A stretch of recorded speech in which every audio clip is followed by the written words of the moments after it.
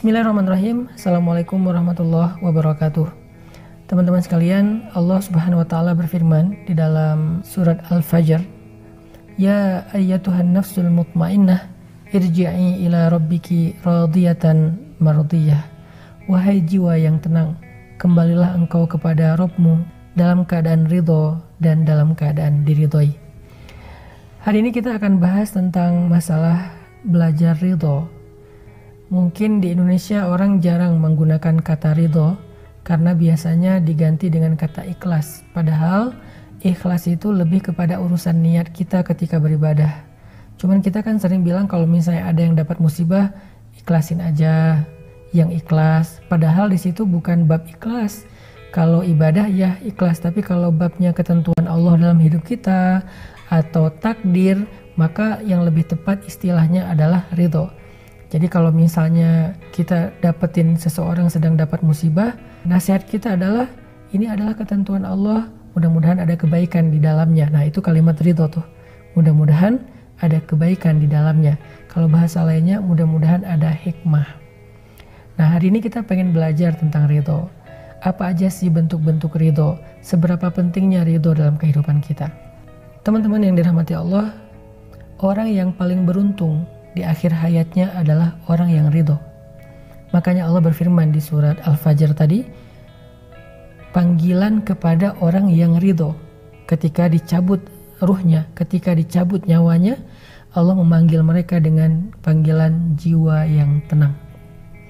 Padahal kita tahu sakaratul maut itu adalah keadaan yang paling sulit. Sampai Allah menggambarkannya di surat Al-Qiyamah, kalla idza balagatit taraqi wa qila man raq wa dhanna annahu al-firaq wal taffatis saqu bis-saq.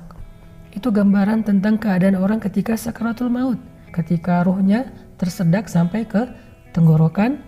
Tiba-tiba ditanya siapa yang bisa menyembuhkan kamu hari ini. Dia langsung menyadari udah gak ada lagi yang bisa menyembuhkan dia, dan dia mulai ngerti wa dhanna annahu al-firaq, itulah waktu perpisahan.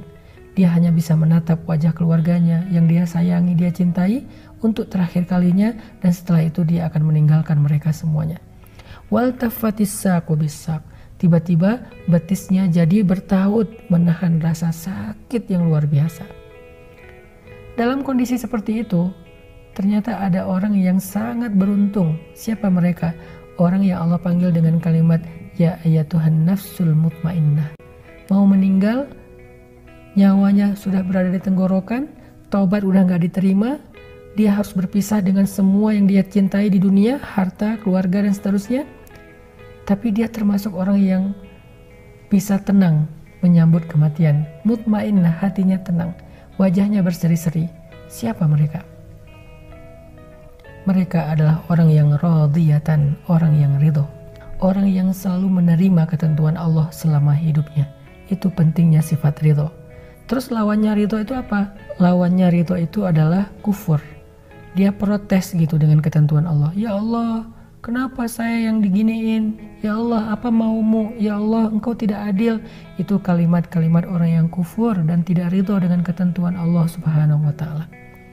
Memang ada yang kufur nikmat, tapi kalau ini bukan kufur nikmat, kufur takdir, kufur terhadap ketentuan Allah. Sehingga kalau dia menghabiskan usianya dengan protes, mempertanyakan ketentuan Allah, keputusan Allah, kehendak Allah, kenapa saya kayak gini, kenapa pasangan saya kayak gitu, kenapa hidup saya kayak gini, maka ketika akhir hayatnya dia menjadi orang yang paling gelisah dan menjadi orang yang paling tersiksa saat sakaratul maut. Tidak tumakninah, tidak ya ayyatuhan nafsul mutmainnah. Jadi salah satu di antara keistimewaan ridho itu adalah melahirkan tumakninatul qalb, rasa tenang di hati kita. Kalau kita ridho dengan semua ketentuan Allah, hati kita itu akan merasa tenang dan bahagia. Gak ada hal yang mengusik perasaan kita atau yang membuat kita merasa gak nyaman. Kenapa? Tumakninah, tenang, kita terima dengan semua ketentuan Allah.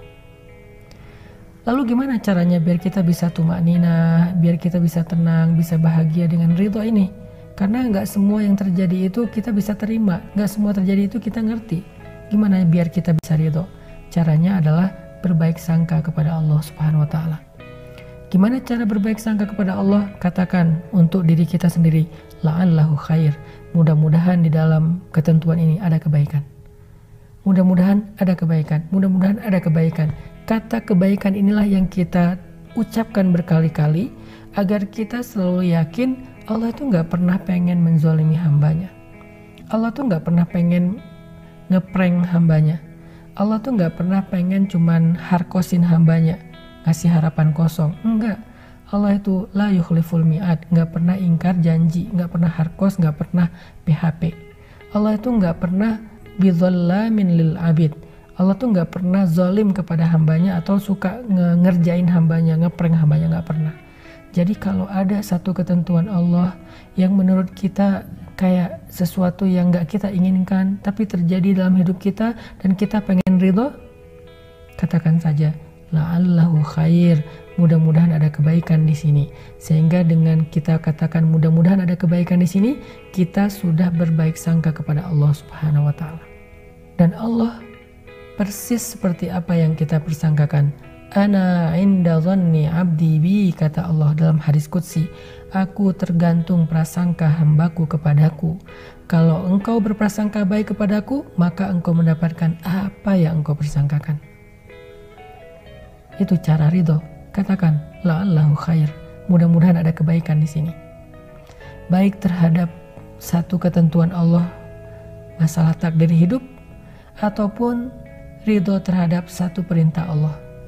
Kenapa Allah suruh kita beribadah puasa? Bilang aja la'allahu khair, mudah-mudahan ada kebaikan di dalam puasa, sehingga kita berpuasa dengan hati yang lapang. Kenapa saya punya orang tua kayak gini? Bilang aja la'allahu khair, mudah-mudahan ada kebaikan. Kenapa saya punya orang tua, mertua kayak gini? Sehingga kita bisa bahagia dengan keluarga kita. Kok saya dikasih pasangan kayak gini ya? Bilang aja la'allahu khair, mudah-mudahan pada pasangan saya itu ada kebaikan yang tidak ada di tempat yang lain. Sehingga apapun yang kita alamin, perintah apapun yang kita dengar dari Allah, kita menerimanya dengan sami'na wa ata'na. Saya mendengar, saya taat ya Allah. Kenapa? Saya tahu engkau tidak memerintahkan sesuatu kecuali ada kebaikan di dalamnya. Kata Allah, tinggalkan riba, la'allahu khair, mudah-mudahan ada kebaikan dengan meninggalkan riba. Kata Allah, tutuplah aurat, la'allahu khair, mudah-mudahan ada kebaikan dengan menutup aurat. Kata Allah, makan sahur, la'allahu khair, mudah-mudahan ada keberkahan di dalam sahur. Kata Allah, buka puasa, walaupun kita belum lapar, buka puasa aja, makan, mudah-mudahan ada kebaikan di dalam berbuka. Kata Allah, tarawih, ya udah saya tarawih, mudah-mudahan ada kebaikan dalam sholat malam. Kata Allah, maafkan saudaramu, ya kita maafin, mudah-mudahan ada kebaikan dalam memaafkan. Dan semua perintah dan larangan Allah kita terima dengan ridho, karena kita percaya la'allahu khair, ada kebaikan dalam ketentuan Allah. Itu cara ridho. Mudah-mudahan Ramadan ini kita benar-benar bisa belajar ridho, nerimo kalau kata orang Jawa. Apapun ketentuan Allah dalam hidup kita, apapun perintah dan larangan Allah dalam syariat kita, kita terima aja. Kenapa kita terima? 1, supaya hati kita tenang, gak banyak protes. 2, karena kita percaya Allah gak nyuruh sesuatu kecuali di dalamnya ada kebaikan. Allah gak ngelarang sesuatu kecuali di dalamnya ada keburukan. Allah gak memberikan satu takdir kecuali melalui takdir itu ada kebaikan yang besar bagi kita. Fa inna ma'al usri yusra, inna ma'al usri yusra.